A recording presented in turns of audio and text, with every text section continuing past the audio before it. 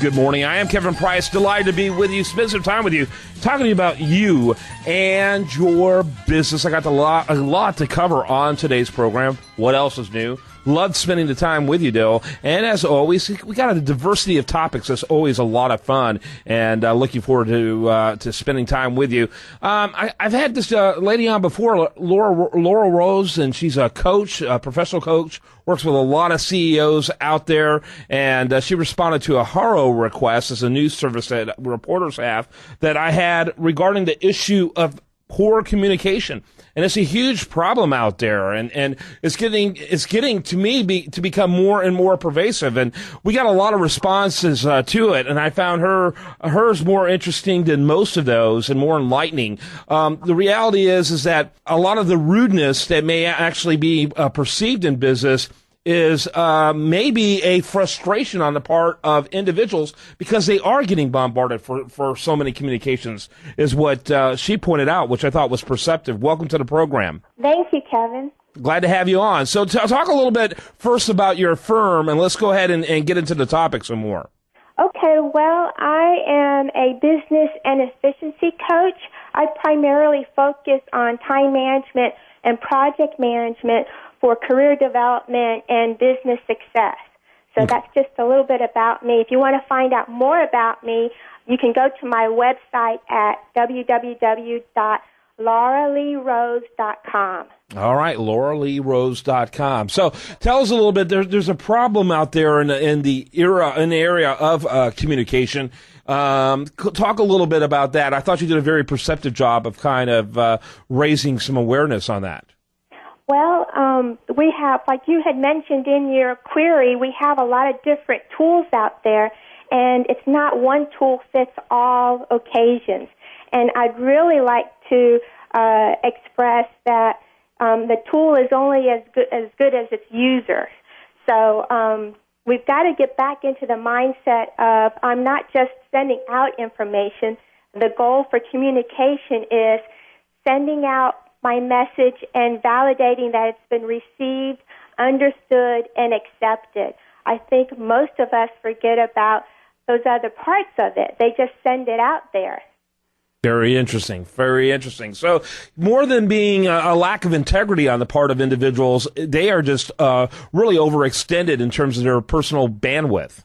Yes, and that comes into time management and prioritizing. There are different levels of ways to communicate.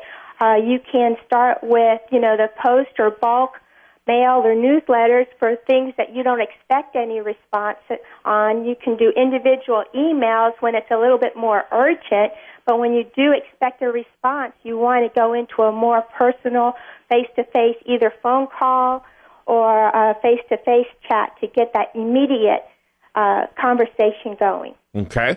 And but what's interesting, one of the complaints I hear often is that you've got this period of going back and forth where there's a lot of exchange going on, back and forth, say particularly between a seller and a buyer.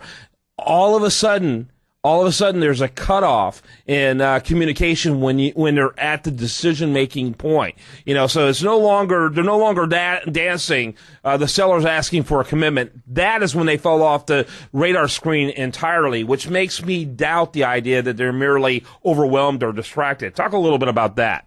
Oh, yes. In the business, specifically in the business buyer and seller domain, it kind of falls into that supply and demand. Today, the buyer has an overabundance of sellers out there, including the Internet. You've got online e-commerce, you've got Amazon, you've got Craigslist.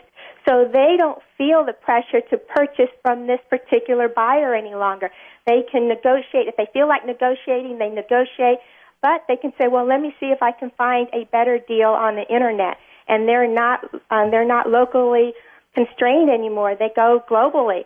And so now the businessmen have to adapt to how the consumer is currently buying. So there are also apps out there that compare prices and features automatically for you.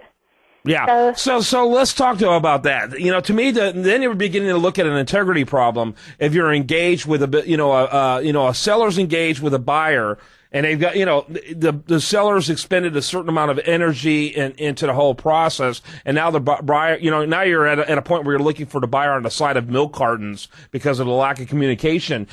To me, it becomes kind of an integrity problem. Why doesn't the buyer simply say, "Hey, I'm not interested in buying it this time"? I think it's the buyers trying to get as much information as they can and then get that information and look for it. Okay, this is exactly what I want. Let me see if I can get it at a lower price on the internet. So the seller has done their due diligence to give all the information, all the model number, all the features, all the bells and whistles. The buyer takes that information, so let me see if I can find a better deal with all this stuff. Yeah, okay, but again, we're talking about sellers that disappear for, oh my God, indefinitely. They never get back. Is there not some kind of, I don't know, good form at least, where they would communicate back to the seller?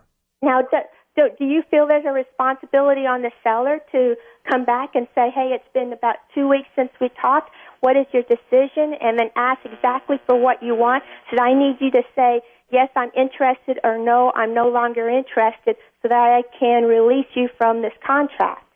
Yeah, or even this conversation about a contract. Yes. Yeah. Yeah. So your thoughts about that? You think a hard deadline is appropriate with I believe whenever we have any type of interactions, put a deadline on it. If I don't hear from you by such and such, this is what I'm assuming. You can say, I'm assuming that we're going forward and I will do this, or I'm assuming we're not going forward. Please let me know by such and such a date. Mm-hmm. Interesting. Again, spending some time. We've had Laura on before. She's done a great job before. Laura Lee Rose. By the way, you can learn more about her at Laura Lee Rose. That's LAURA LeeRose.com. And you work with companies of various sizes, true? Yes. And both individual and in groups. What is it? What is a large company for you? What's the range, I guess, of size of company? Well, the largest company I've worked with is about 50 people. Okay, so you really have a sweet spot for small businesses. Yes. Got it. Well, thanks for being with us today. I appreciate it. Thank you. All right. Do you want to remind the listener, best content here, it shows up over there at usdailyreview.com, and you're listening to The Price of Business.